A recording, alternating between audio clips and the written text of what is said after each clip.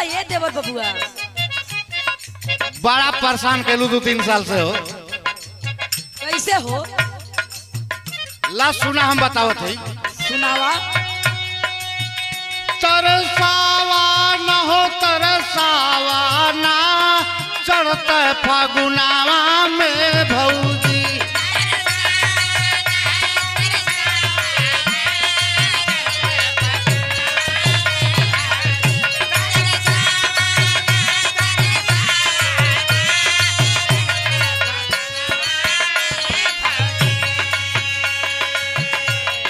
सुना ये देवर बबुआ। अरे बोला ये भौजी। तरसाई बना हो तरसाई बना डाला फगुनवा में देवरू।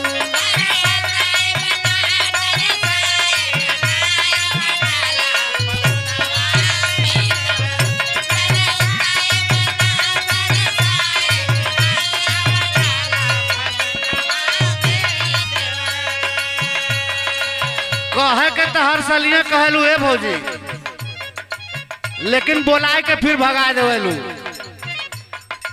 ला सुना हम बतावत है। बतावा। जहिया से चढ़ल बा फागुन महीना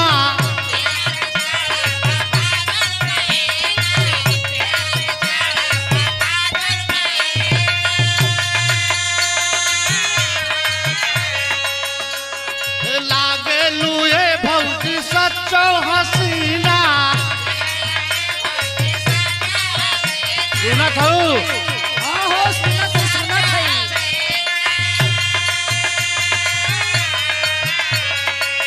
लेकिन हमार डहकावा न हो डहकावा ना चढ़ते फागुनावा में भौजी।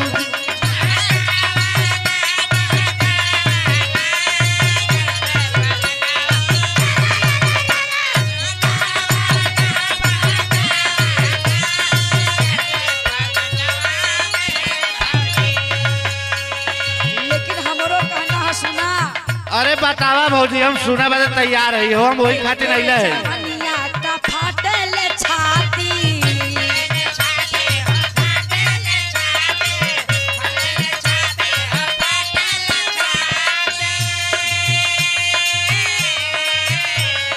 लागल रहा यही में दिनवा या राती।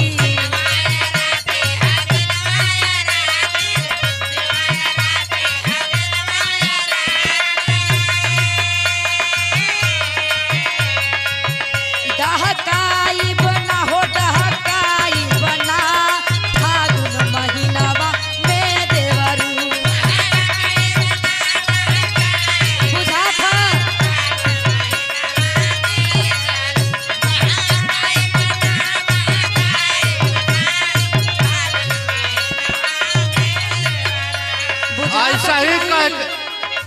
ऐसा ही कह के 4 साल का दिन बिता दे लो। अब ऐसा मत करा। का कहल चाहत हुआ? ला सुना। सुनावा।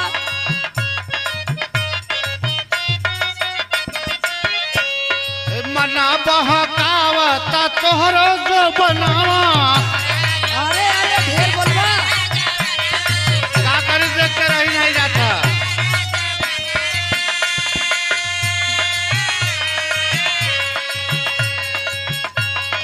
हिलला पर डोलेला हमरो ई मनावा।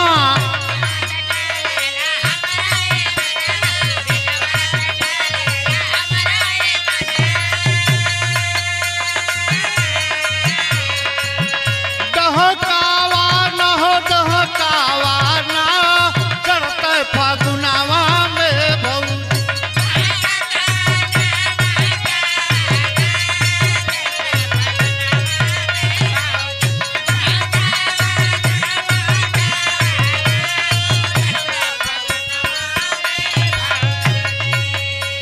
एम्मे ओम्मे मत बतियाए, अभी तोहार उम्र ना बा एम्मे ओम्मे बतियाए के। अरे भौजी, सांप अगर छोटा रही चाहे बड़ा 20 हो तो नहीं निकली। सुना। आपन ही मनवा पर रखा न काबू। अब लगलू ये पढ़ावे। सुना।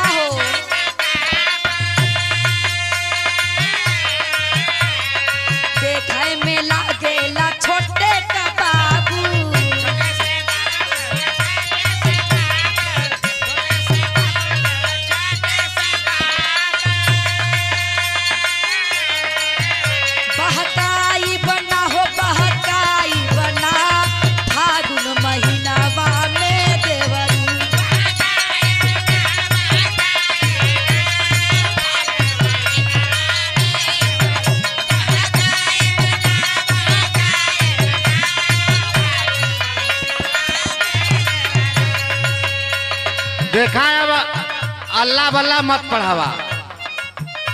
आसो आले तो हम डाल के जाब। रुका आवे तब तोहरे भैया के चाहे तू कोई के कहला असो हम कसम खाए के आले। परशुराम डली है हो चलिया के भीतर। हे बोलत हुआ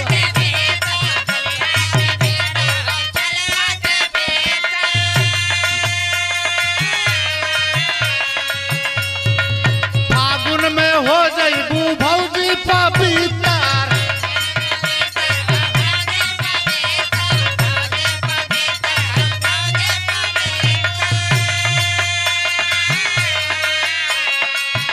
भरमावा ना हो भरमावा ना चढ़ते फागुनावा में बहु।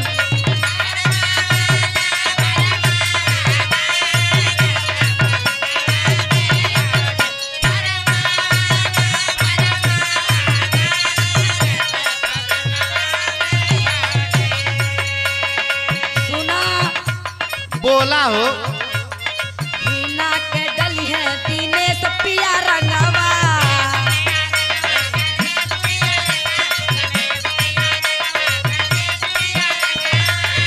होश में रह।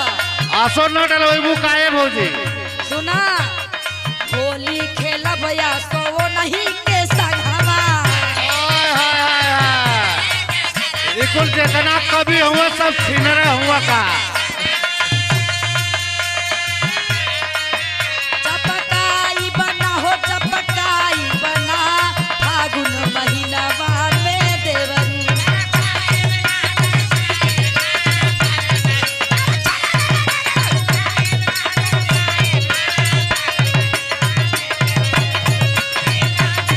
डहकावा न हो डहकावा ना चढ़ते फागुनवा में भौजी। डकाई बना हो डकाई बना फागुन महीनवा में देवरू। हचकावा न हो हचकावा ना चढ़ते फागुनवा में